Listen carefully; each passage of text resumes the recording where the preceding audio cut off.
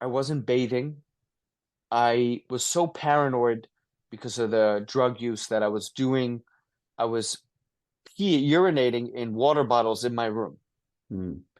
And I had like my desk in my room was covered with bottles of urine. And I didn't even put the cap on it. I just left the bottles out. And I was so paranoid. I remember there were some nights that I was hiding in my closet, doing drugs.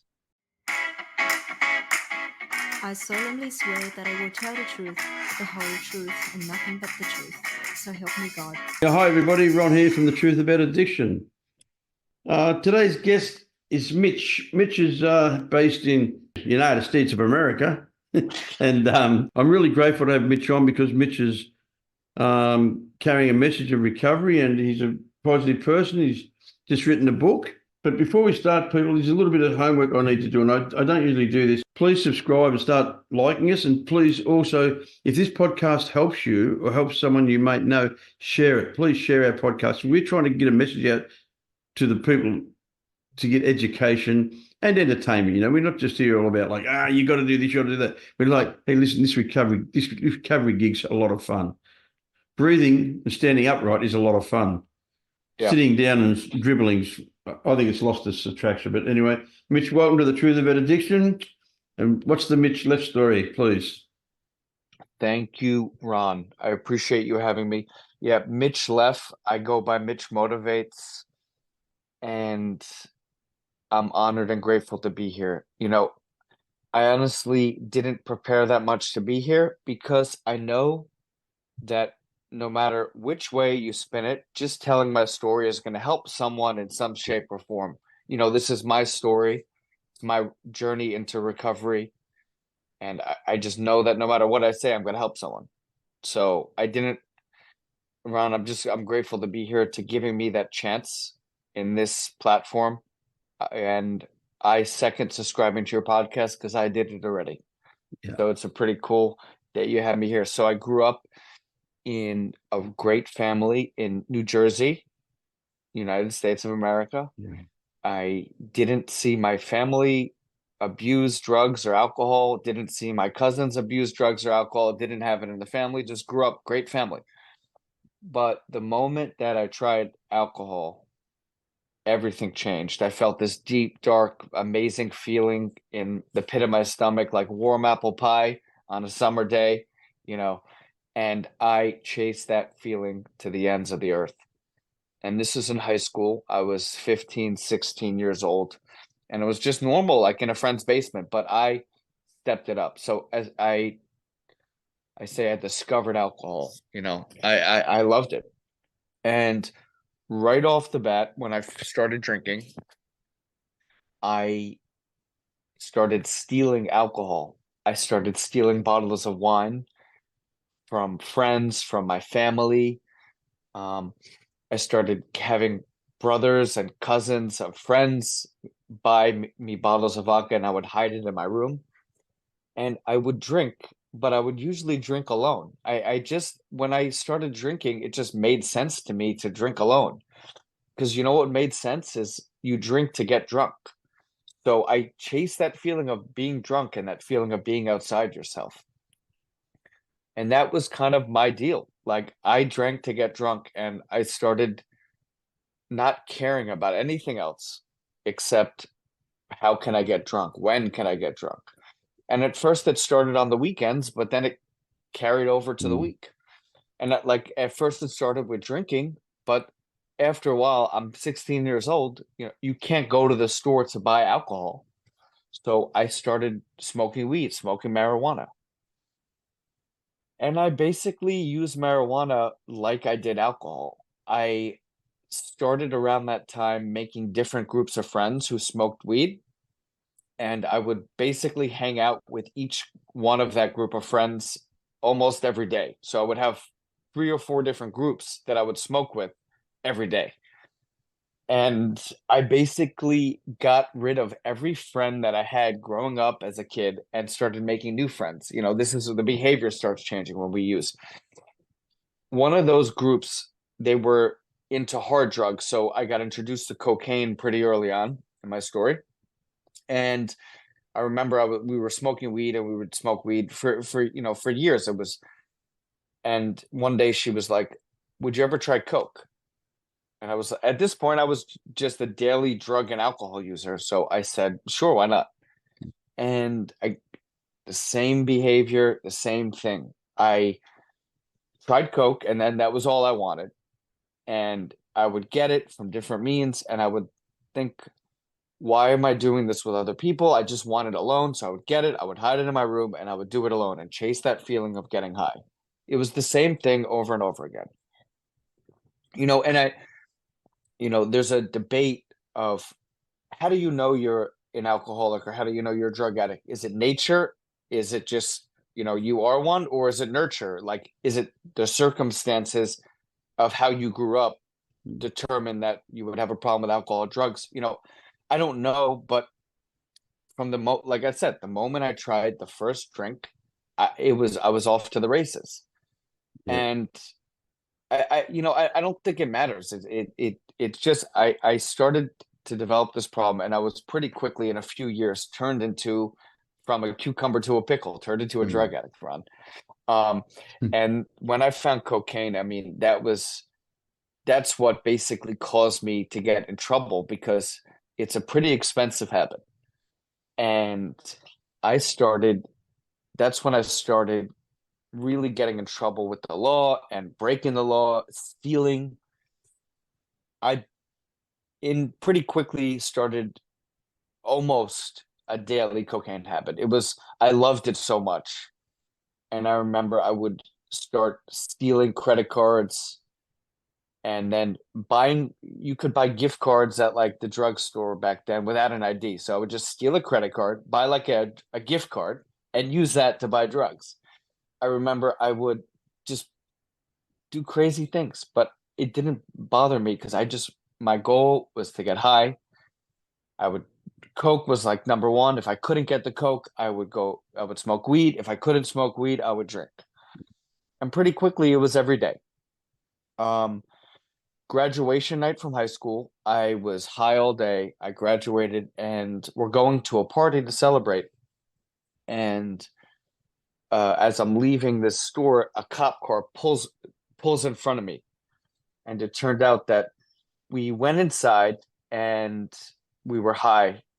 And then we go back to the car, and then we forgot something. So I go back in to get something, and my friend is sitting in my car, and I think he was smoking weed or something, and someone called the cops on because they were just smoking weed. Someone called the police, unbeknown to us, that he was smoking in my car while I was in 7-Eleven.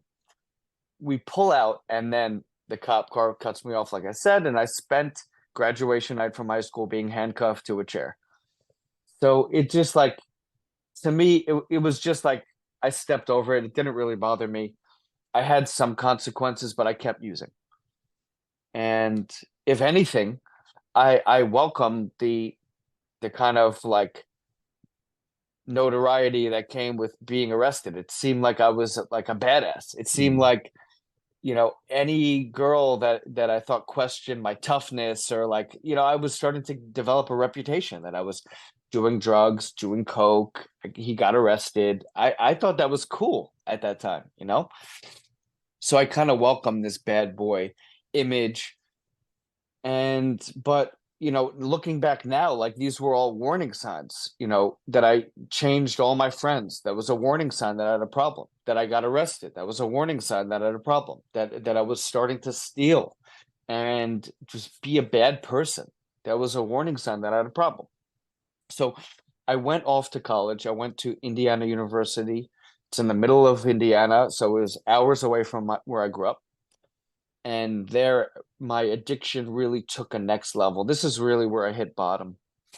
Um, I didn't go to class. I was at college, and I didn't go to class, and all I did was use. Fast forward, people in my dorm wanted to send me to rehab. Like, I remember we came back from our winter break, and these guys, yeah, because again, I just kept using the way I was using, full force, 100%. And these guys sat me down, and they pulled up a rehab in the state of Indiana. They were like, Mitch, we think you have a problem. We want to send you there. And again, like I just wore it like a badge of honor. I was like, it's just like that badass like mentality of doing whatever I wanted, getting high. Mitch is the bad kid. So I mean, it was pretty bad. I didn't go to class. My roommate had moved out. I was smoking cigarettes in the dorm. I was a full-blown drug addict at this point. I was doing cocaine every day. My I would wake up. How would I get money? What scam would I pull? Who was I gonna steal from to get high that day? That was my life. And it was like 0 to 60. Like I was a good kid. I was playing video games. Like I was a nerd. And all of a sudden, like I'm doing cocaine every day. It's just like it happened. But that's what happens when you put drugs and alcohol in my body. So I went back to Jersey one weekend in April. Um, Actually, let me tell you a little bit more about what my life was like before I at my bottom. I wasn't eating, I wasn't bathing. I was so paranoid because of the drug use that I was urinating in water bottles in my room. Mm. And I had like my desk in my room was covered with bottles of urine. And I didn't even put the cap on it. I just left the bottles out. And I was so paranoid. I remember there were some nights that I was hiding in my closet, doing drugs, peeing in the room. Like that, this is my vibe. I didn't shower, didn't eat. Like that's who I was. I was like a degenerate. Yeah. I would go around. I remember I couldn't afford cigarettes. I would go around to cigarette butt stands where you put the cigarette when you were done, and I would collect them and smoke like one or two. And that was me smoking a pack of cigarettes. Yeah. That's who I was. So somehow I made it home to New Jersey in April to visit my family. And it was for an event for my cousin. And I ended up running away from home. My parents filed a missing persons report, like a back of a milk carton. And I just couldn't stop using. So I couldn't be around my family because they were interrupting with my using. Whatever was interrupting with my drug use and my drinking is why I cut it out because I just kept on going. Couldn't stop. At this point in my life, I remember every day I would say, this is my last time. And then when I was in the middle of it, I would recognize that I couldn't stop, but I would just keep going. Then the next day, this is going to be my last time using. How am I going to get money? How am I going to get drugs? Keep on moving forward. So I ran away from home. I'm in New Jersey. My parents filed a missing persons report, and I was in a moment of desperation when I ran out of drugs. I ran away on like a Thursday night. Sunday morning, I opened the yellow pages in this motel room and I called this drug hotline, and I told them that I needed help. I told them where I was, that I ran away, and I told them to reach out to my family for me. I couldn't do it. I was embarrassed that I ran away. Next thing you know, I hear a knock on the door, and it's like 5 police officers. I break down. I say I need help. They take me to a hospital. My family comes to the hospital, crying my eyes out. I tell my parents I need help. And a week later, I was in a treatment center. I went to rehab for 4 months. So that's me getting sober.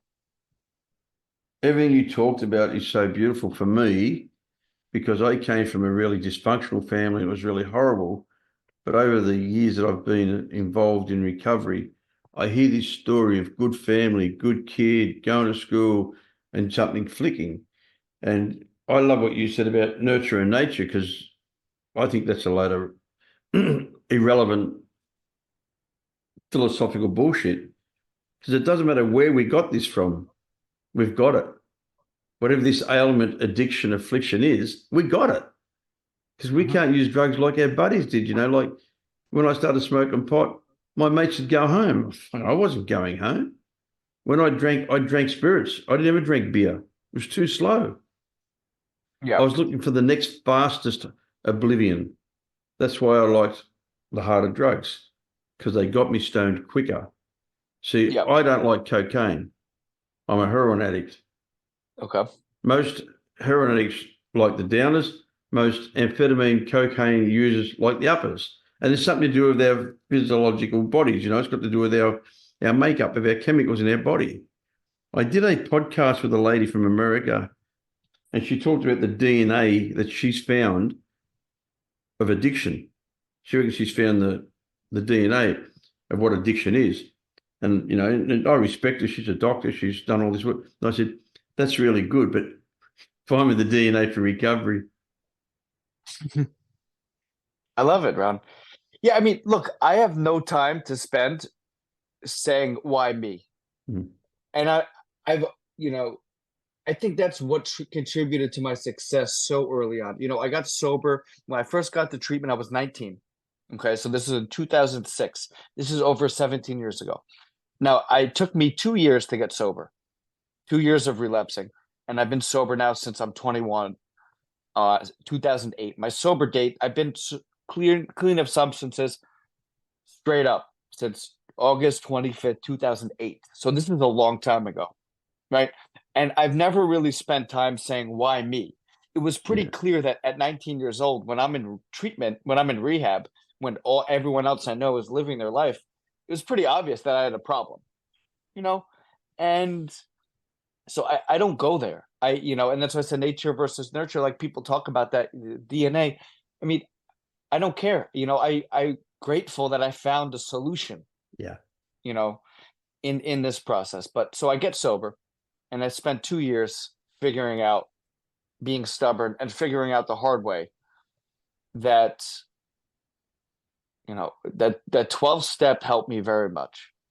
I was in rehab for 4 months.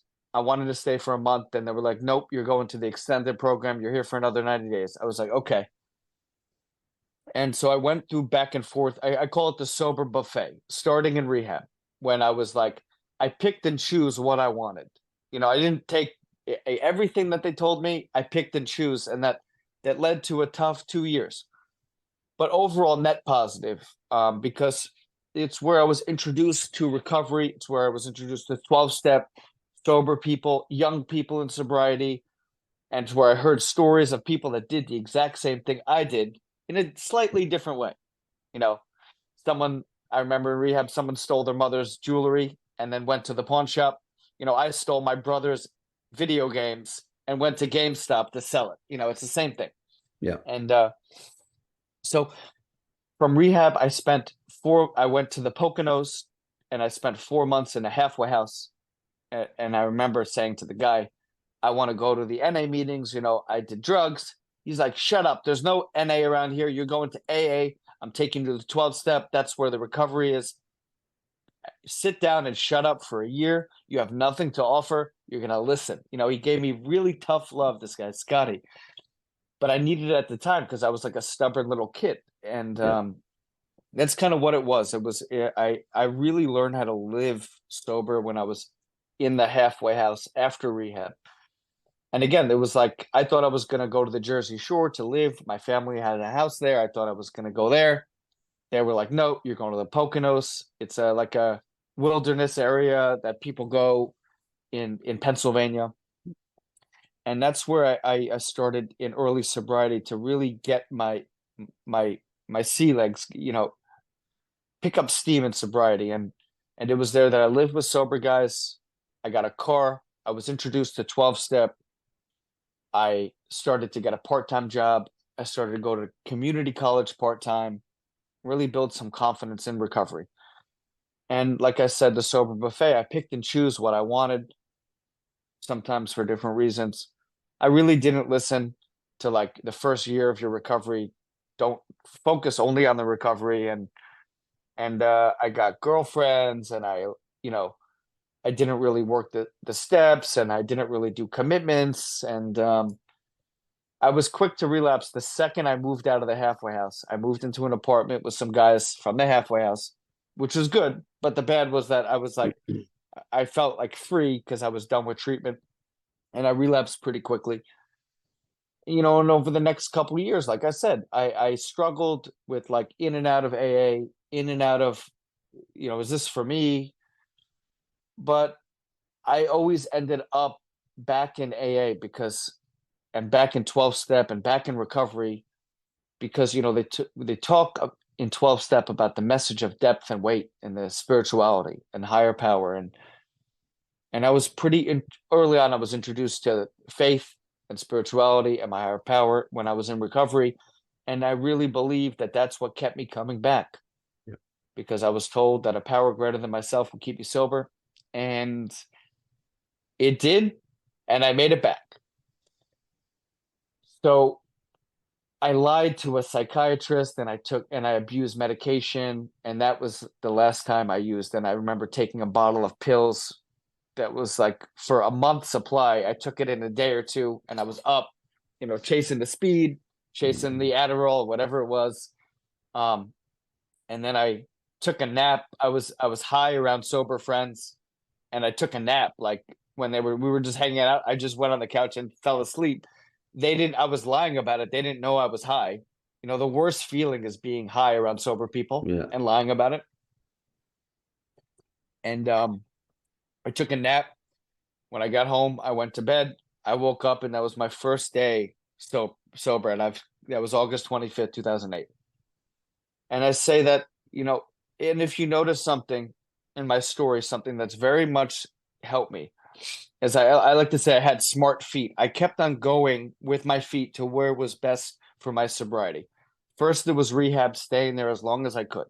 Then it was the halfway house, staying there as long as I could.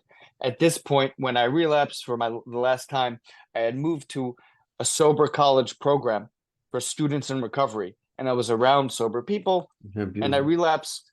And even though I relapsed, I was around a supportive environment, Ron, so I was able to continue staying sober.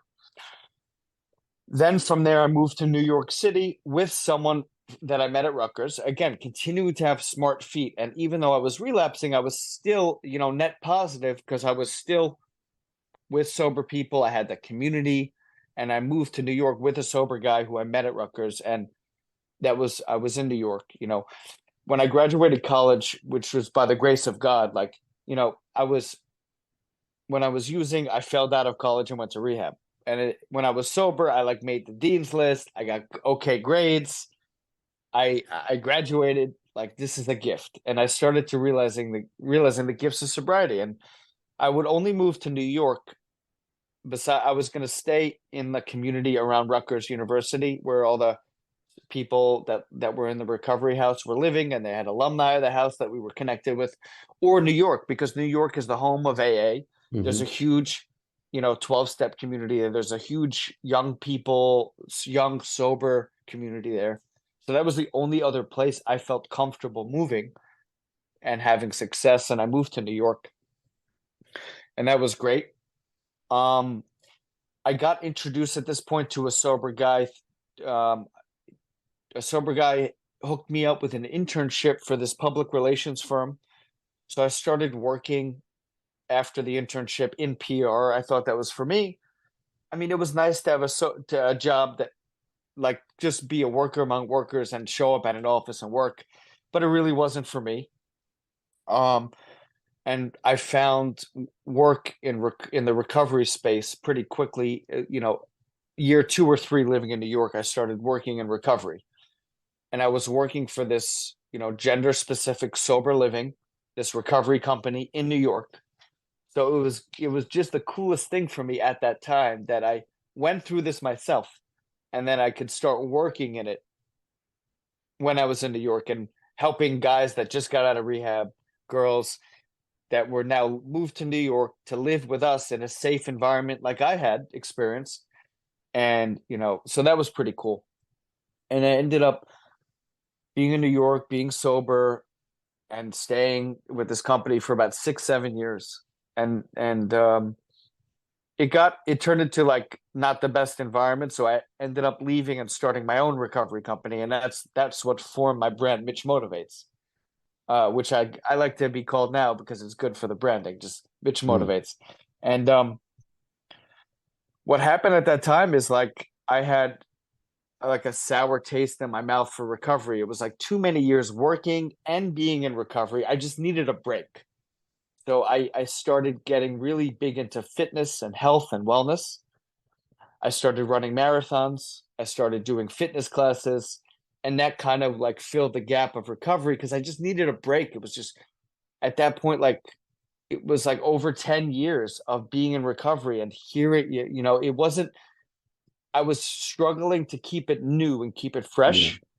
So I look for other ways to stay sober. And I did that and still having a little bit of a base in recovery. I had my friends that I met in New York, but I was kind of doing my own thing. And then I started my own company, Mitch Motivates, and I was working in recovery, continuing to, help anyone I could, any way I could. Working in recovery is different than being in recovery on my own. And there's many ways that we can go with that. But I'll just say there is a lot of people non-12 step that need help. And there's a whole industry of rehabs and halfway houses and coaches. And for the most part, it's a good thing. It helps more people stay sober. But sometimes it's hard to have your whole life be about recovery. And I'm the guilty as charged. And it's something to talk about because I got sober to enjoy life, Yep. not to make it my life. So I've always had that kind of feeling. So I started working in plastic surgery and I met a guy at a workout class, Dr. Neinstein. It's where I work now. And we just became friends. And it started to be nice to work in healthcare. I started working part-time for him, and then it turned into full-time. It started to be nice to work in healthcare and have my recovery, my private recovery, and my 12-step community be for me. And then when I go to work, do something different. And that really worked for me because it really strengthened the idea that my recovery is a bridge back to life to help me contribute to society, to be a worker among workers when I'm at my office. And it's not, everyone knows that I'm sober, but I'm not doing this as a job, which is good.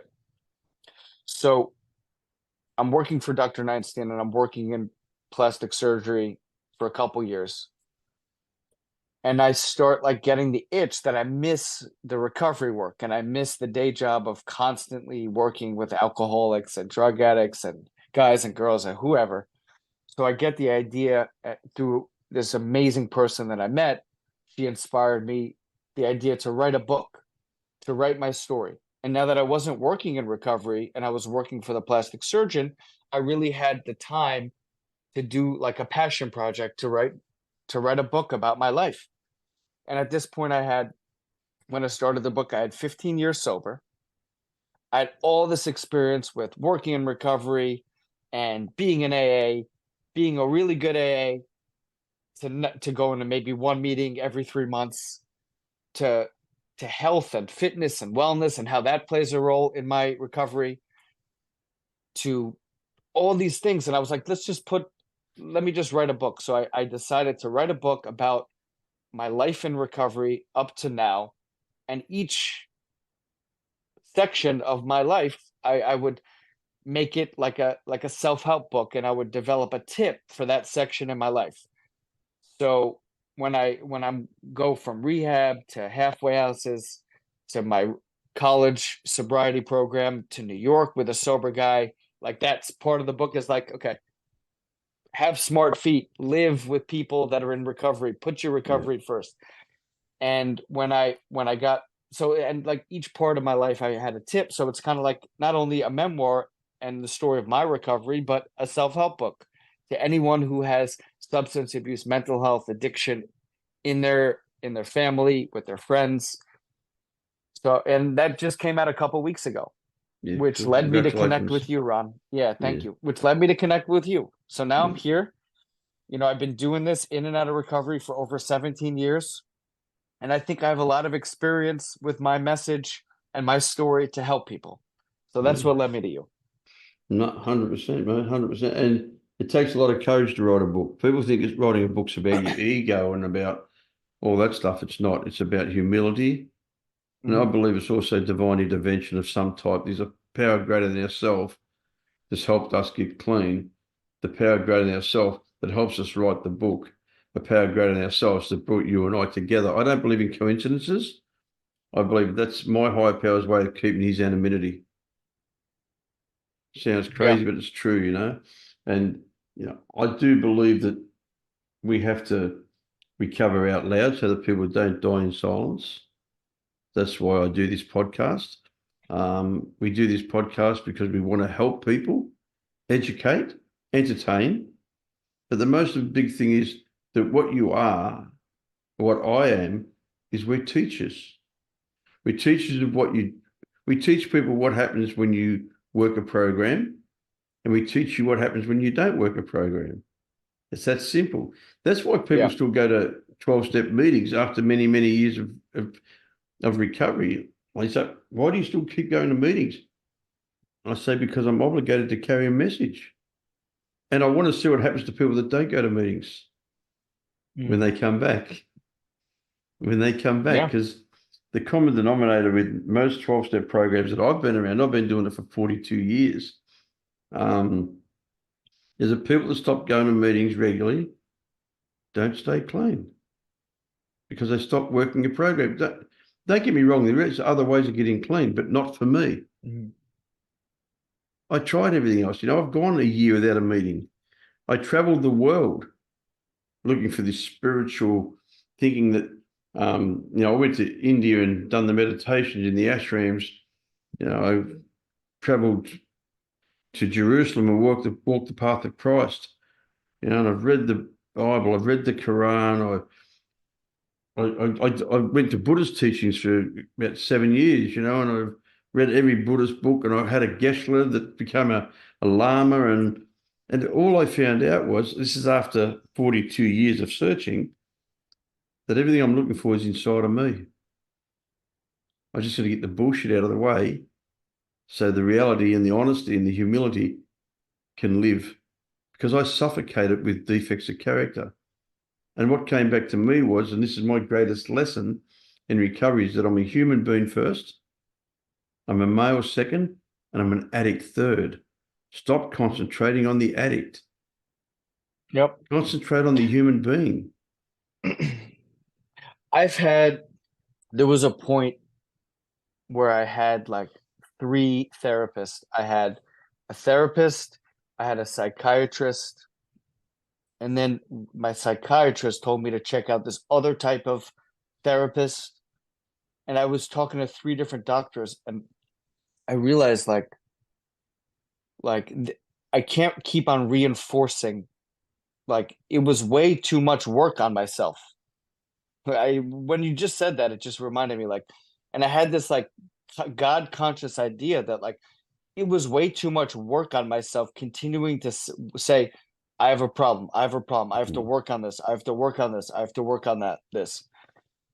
Because of my sobriety, I am able to be like a human being, like you said, and contribute to society. This is a good thing. Yes. I'm such a glass half full type of guy.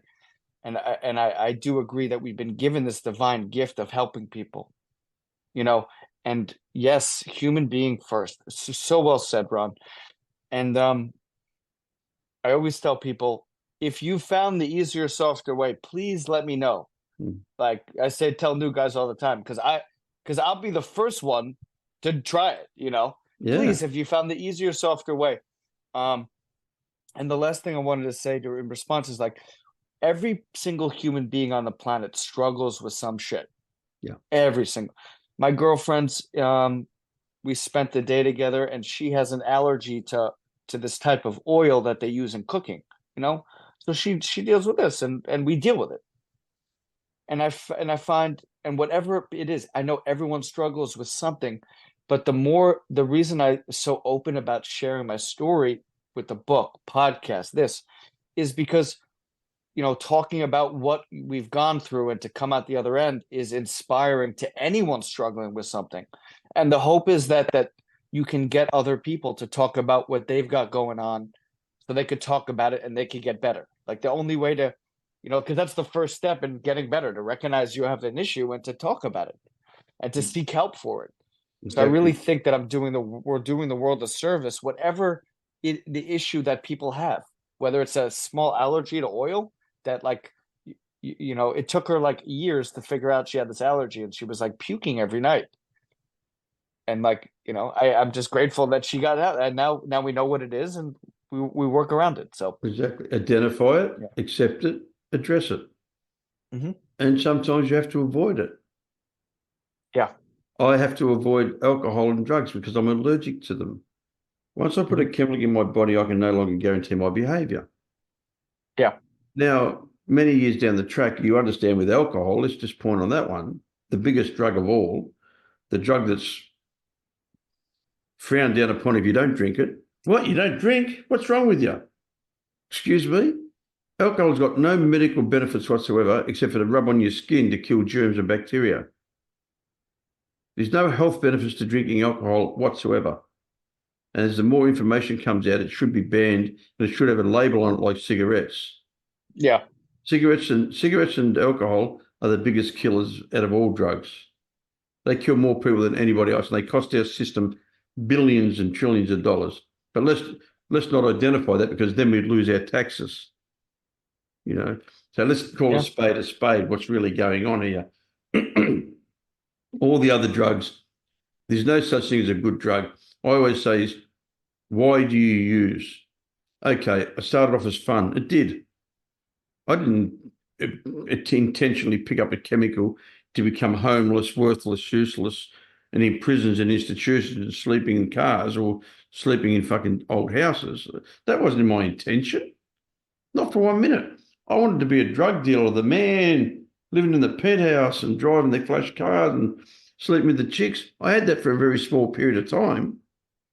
But man, that didn't last long because I'm my own best customer. Yeah.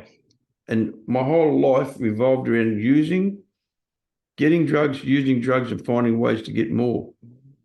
That's all I live for. And today I live for my beautiful wife, my beautiful children, myself. I get up, as soon as I wake up, I go and have an ice bath. Why would you go and get into a freezing cold 14 degrees bath when I've got a beautiful big jacuzzi? Because it's good for me. Why do I not take drugs? Because it's good for me. So all of a sudden I have self-love. How did I get self-love? I was a human being first who deserved self-love. What did I crave the most as a child? Love. What did I feel the most neglected of? Love. What was I looking for in the chemicals? Love. John Lennon said it, all you need is love. And we murdered him. Jesus Christ came and said, love, we murdered him. So you got to be really careful who you say love to, So, my friend, what's the name of your book? It's called My Addiction My Superpower. I love it. Yeah. Anyone can get it on Amazon in North America. In my website, mitchmotivates.com, we're selling it. And if anyone who's listening to this cannot get a copy, you reach out to me and I will send you a copy. This is not about making money. This is not about selling books. This is about spreading my message. Exactly. So I decided to call it My Addiction My Superpower because I know that my superpower today is the lessons I've learned through being in recovery, and who I am today is everything I own is an invisible hologram that says property of Alcoholics Anonymous, property of sobriety. Yeah. I wouldn't have this hat, I wouldn't have this shirt, this necklace. It's all Yeah. because I'm sober. Yeah. So that's why I called it My Addiction My Superpower. And I say it all the time. Everything I own today is a direct result of me helping somebody else. Yep. Everything I do is a direct result of me helping somebody else. Everything I own is a direct result of me helping somebody else. And I believe that you can only keep what you got by giving it away. Mm-hmm. Amen. Okay. We know why you got clean because you got sick and tired of being sick and tired. We know why you used because you're an alcoholic or an addict. Mm-hmm. It's that simple. Why did Yeah. I use drugs? Well, lots of people used it. They didn't continue using like me. They went home at 9 o'clock because they had responsibility and work tomorrow. I went home at 9 o'clock because everyone else was asleep. And the drugs had run out.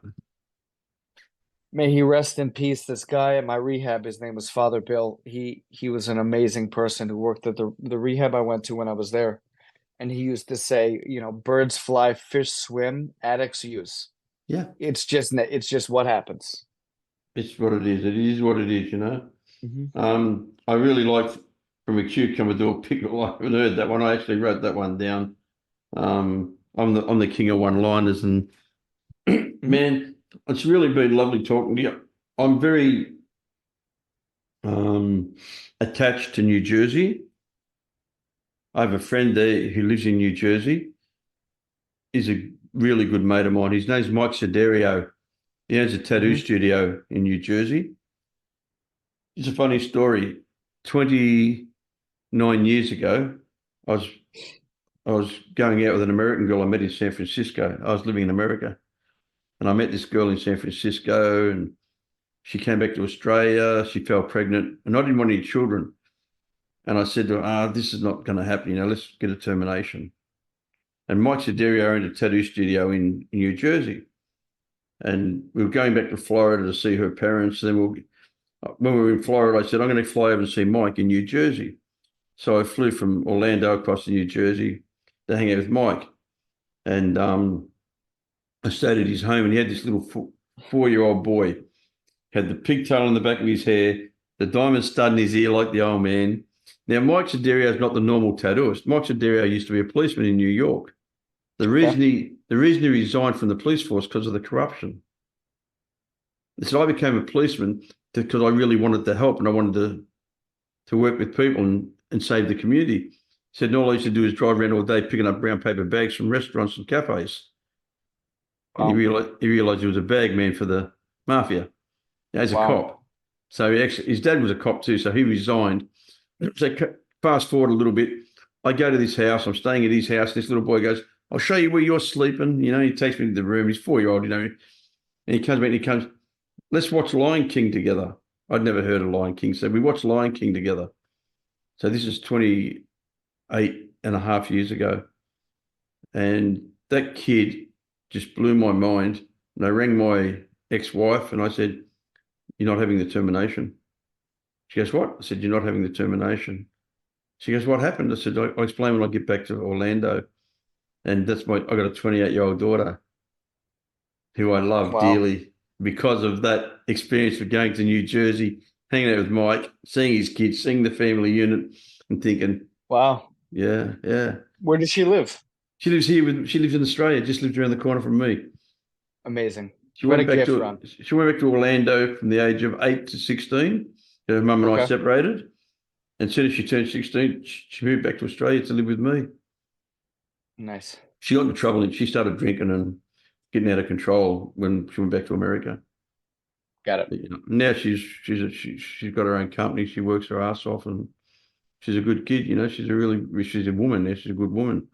But yeah, that's my Amazing. story with New Jersey. I love New Jersey, and whenever I hear Jersey, I think of Mike Sidario, and I think of my daughter being born because of that. I have a Wow. lot of I have a lot of coincidences in my life to do with recovery and to do with life, to do with making good decisions, which I don't believe I'm responsible for, which I believe something intervened, some higher power, a power greater than myself. And I don't know who it is. I've searched the world looking for God. And as I said to you, my God's love, understanding, and forgiveness. Because I do believe in my heart of hearts, all you need is love. And if we could all I love mean, each other, we'd be a lot mhm. better off. Ron, I have a million moments like that in my recovery where, you say to yourself, you don't believe in coincidences. Mm. I went to a workshop a year and a half ago. I love this one podcast, and he was hosting a workshop in Florida Labor Day weekend. And it was basically helping people look at their future and plan their next 5 moves. And one thing I put on my list is that was thinking about writing a book. I was thinking about writing my story down in a book or a play. And like a month, and I wrote this down on my personal list at the conference. And a month later, I met this woman who had written 2 books, and we connected, and she introduced me to her publisher. And a year later, I have a book. It's nuts, but That's these crazy. things happen. My higher power, I believe, is energy. And when I'm doing the right thing and I have good energy and good intentions, good things happen to me. Yeah. And when I'm doing bad things, bad things happen to me. Exactly. And only What's only I love? know Yeah. what it is. Yeah. Mhm. I believe love's energy. Yeah. And there's my book, Wow. Born with the Lie of Crime. It's supposed to say life, but I've crossed the F off Okay. because there's no life in crime. It's just a lie. Wow. So that's. I'm writing my second book now. My second book's a better book because it's all about recovery and it's about redemption. Because I grew up a career criminal. My dad was a gangster. I shot my first man at 16. I was in prison by 17. Had a shootout with the police. Was a Wow. drug smuggler. Was still a drug smuggler in recovery. I smuggled all around the world. Like I was a career criminal, and 20 years ago I had a spiritual awakening. It was called an 18-year jail term in federal penitentiary.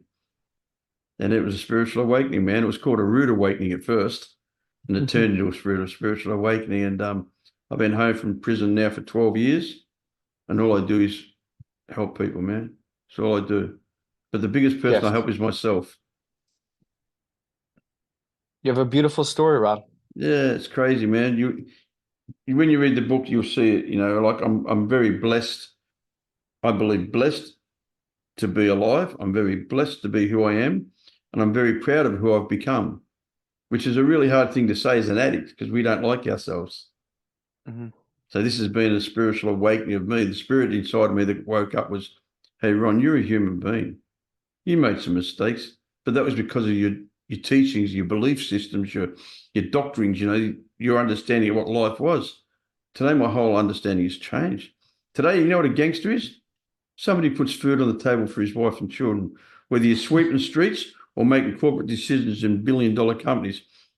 It doesn't matter to me. You're the same. Whether you're Aboriginal, whether you're Greek, whether you're Macedonian or Italian, it doesn't matter to me. You're a human being. I don't see color, creed, religion, lack of religion. I don't see it. I see human beings. And I'm a human being today, not a human taking. When I took drugs and alcohol, I was a human taking. I didn't care about you. I didn't care about the next person. If you OD'd in my house, you got put in the trunk of the car and dumped down the street somewhere. Don't bring the cops to my place. Today, if Wow. I see somebody cut their leg, I'm over there holding the blood. What about AIDS? Well, I don't care about AIDS. My higher power doesn't tell me to think about AIDS. I'm going to try to stop the blood. I'm going to give you mouth to mouth. I don't care. That's not my high power hasn't dragged me from the ocean to kick me to death on the sand. Come on, man. Everything's for a reason. As long as I'm being a good human being, I'm moving forward one step at a time. I'm progressing because they talk about being progressive disease. I have to stay progressive in front of it. And I do that by doing what we're doing today, by being genuine, and my motivation has to be 100% pure. So, Mitch, look, I really got one last question for you, mate. What's your purpose? Mhm. Ron, it's been a pleasure to speak to you. And my purpose is to share my story as much as possible in order to help as many people as possible. Yeah. That's that's my thing. And I believe that the choices I've made in my life, it all ends up to where they haven't been a coincidence. And I believe that, I ask myself a lot, why me? Why did I make it? Why am I 15 years sober after starting this journey in 2006? There's so many people that it could have been besides me, but why me? And it's obvious that the things that happen to me in my life, good and bad, are for the purpose of helping someone else get through whatever they're going through. So my purpose is to stay sober and stay on this recovery journey and to keep on sharing about it, Yeah.